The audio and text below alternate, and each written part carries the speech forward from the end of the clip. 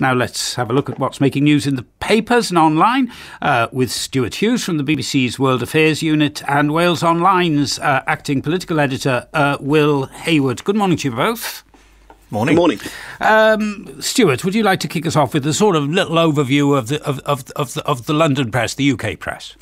Yeah, the most striking feature of this morning's UK papers is that there are stories about things other than coronavirus on the front pages. So I think that's something that hasn't happened for the last 3 months of Sundays. Perhaps if we were to think of this pandemic as a play, maybe this is the intermission, a moment between the initial peak and the aftermath, a moment between acts.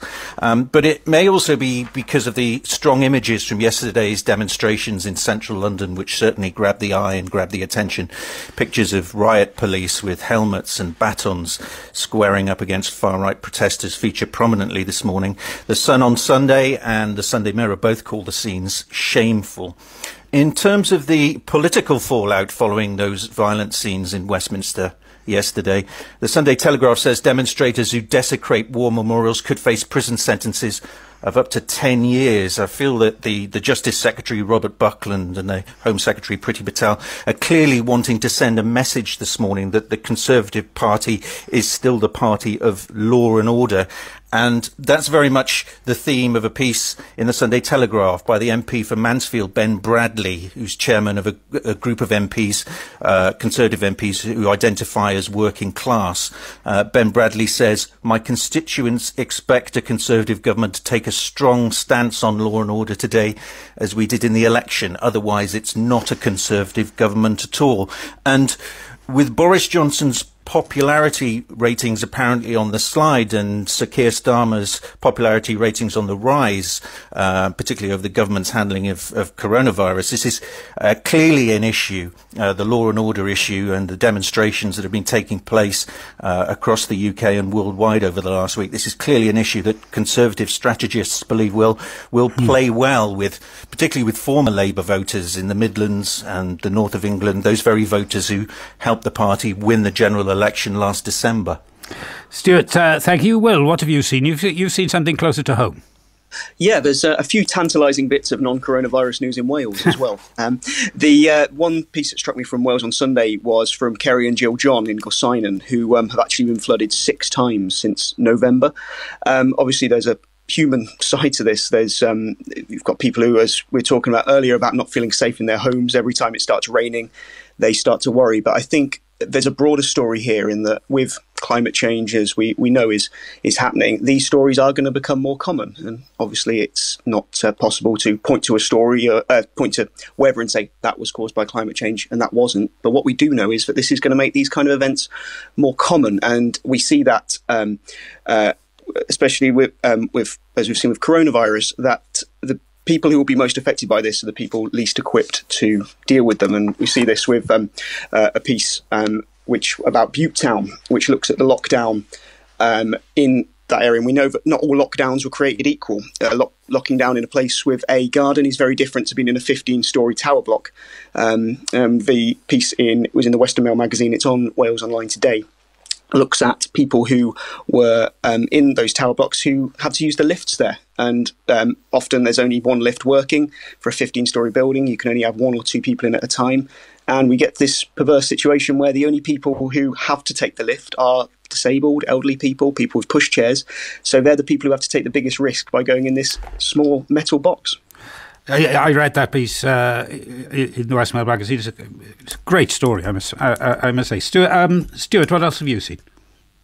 Well, a debate has been raging in academia and particularly on social media for some time over gender identity, but that debate has been transported onto the front pages due to the intervention of the Harry Potter author J.K. Rowling. And for those who haven't been following the story, J.K. Rowling caused quite a storm this week over her comments on transgender issues, and she wrote a very long essay about it, and for which she was labelled as transphobic by some campaigners, and she was criticised by some of the very stars of her own Harry Potter films. And the row forms the background for the splash in the Sunday Times this morning. It says, plans to allow people to change their legal gender and self-identify as a different sex have been scrapped by the government. It says Number 10's ditched plans to allow transgender people to change their birth certificates without a medical diagnosis. According to the Sunday Times, the polls suggest that voters are sympathetic to trans rights, but they don't support transgender women with male anatomy accessing female-only facilities, prisons, changing rooms, refuges, etc. And Madeline Grant comes to the defence of J.K. Rowling in the Sunday Times. She says all sensible people, and especially Conservatives, should stand with Rowling and reclaim her fiction from the millennial mob. But in the Sunday Times, the transgender actress Rebecca Root takes an opposite view. She argues that self-identity isn't about giving men a license to put on a dress and call themselves women. It's about giving people of all gender expressions the right to live without having to justify their existence in their own skin and in peace. So this debate over gender identity has broken through into the mainstream media discourse, and I think we'll see much more as a result of that intervention by J.K. Rowling. No doubt. Will, what else have you seen? Well, Robert Harris has done a really good piece on Tenby in Wales on Sunday, where he looks at the iconic seaside town and how it's been affected by the virus. And he speaks to one tradesperson who has taken as much in the last 2 weeks as you'd normally expect to take in a day at this time. And obviously it's even sadder because we've had this beautiful weather over May, and it could have been a time for them to really make hay. But there's an interesting juxtaposition in this, that tourism, though it is the lifeblood of these communities, quite a lot of them were very relieved that people aren't coming here. Parts of, as we know, Pembrokeshire, a lot of West Wales have been mercifully untouched by the virus, and which is in many ways lucky, because there is not necessarily the hospital infrastructure to deal with it. What they also explore in the piece is about the cancellation of events like Ironman Wales, the long course weekend, which, to be honest, I was taking part in. I'm really grateful it's been cancelled because I'm not remotely ready for it. But these things really do put Wales on the map, and it's a real reason to. It brings in a lot of outside trade, and there are concerns there that these events won't come back in the same way that they had before, especially when they take so long to build something like this up. So it was a really interesting piece that I thought. Stuart. Well, it's been an emotional weekend for some families in England and Northern Ireland, not yet in Wales, of course, now that people there are able to form a support bubble with another household. The new rules came into force yesterday, and it means there are some heartwarming stories of long-awaited reunions in a lot of the papers. The Sunday Times has a nice headline, "Wear your bubble, so we're coming over for a cuddle."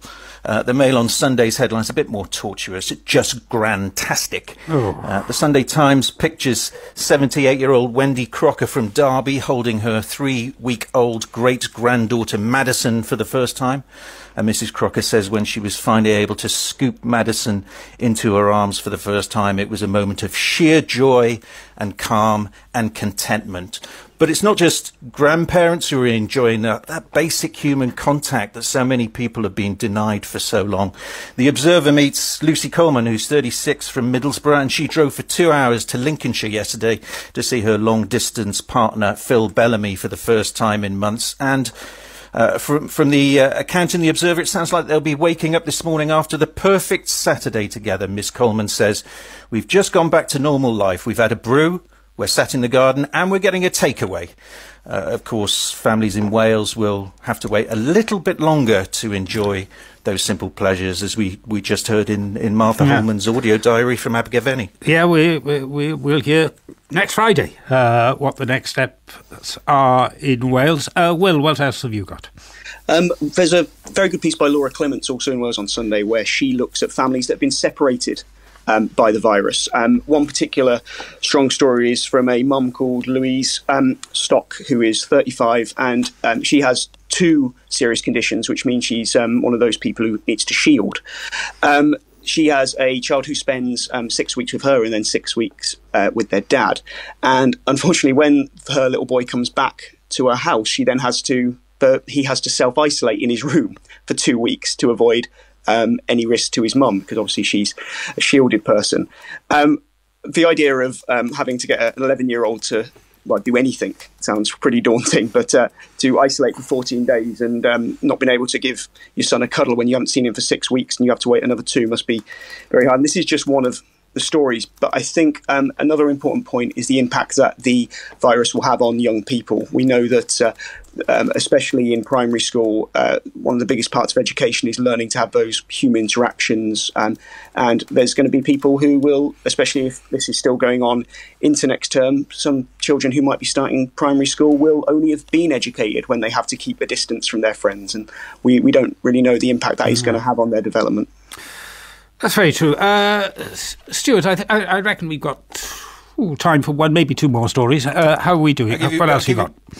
I'll give you one more, another story of isolation in the Mail on Sunday, perhaps a more light-hearted one. And it seems that a soggy bottom isn't the only thing that the producers of the Great British Bake Off have to worry about, because the cast and crew of the Channel 4 show will reportedly have to spend more than 6 weeks away from their families because the doyen of the lemon drizzle cake, Prue Leith, is 80 and classed as vulnerable. So Channel 4 has struggled to obtain the insurance cover it needs for filming to go ahead. It's found a solution, and that, unfortunately for many of the cast and crew, means that everyone's got to isolate for 6 months. It's a pretty extreme measure, but remember, Bake Off is a huge money spinner for Channel 4. It's the channel's most watched show. It gets more than 7 million viewers, and the show must go on because in the current times, with the downturn in advertising revenue, this is a vital boost to help Channel 4's coffers. They could do it from the Big Brother house.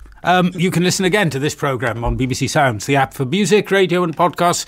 And if you want advance notice of our guests and subjects, follow @Wales Politics on Twitter.